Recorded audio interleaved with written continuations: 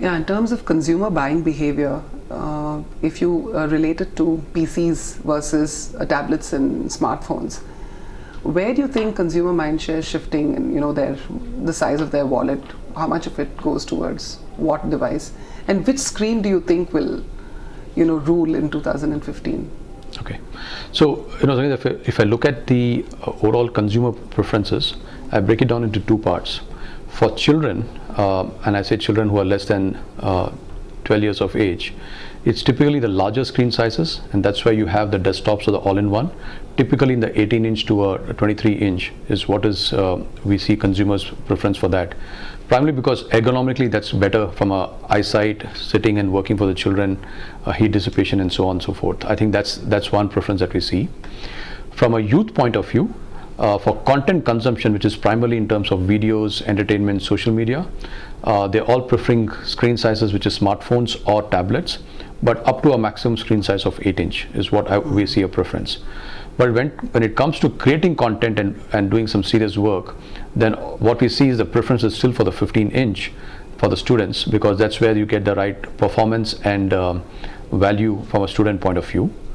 I see that being the biggest segment in the market for 2015.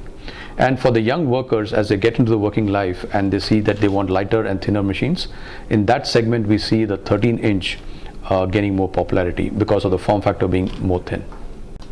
Given that you'll have closed the lead between the number one PC vendor in 2014 and almost bridged the gap in market share, what do you think,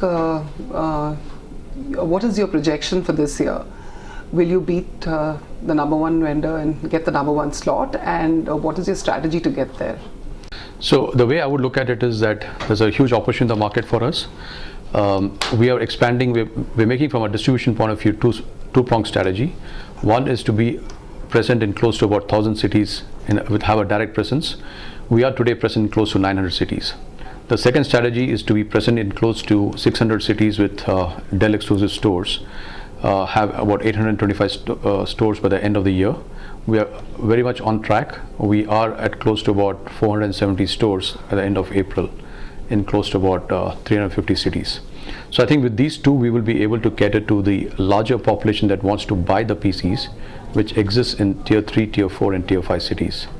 If we execute the plan well, I see ourselves serving more and more customers, and I see a lot of more customers in India preferring Dell than any other brand.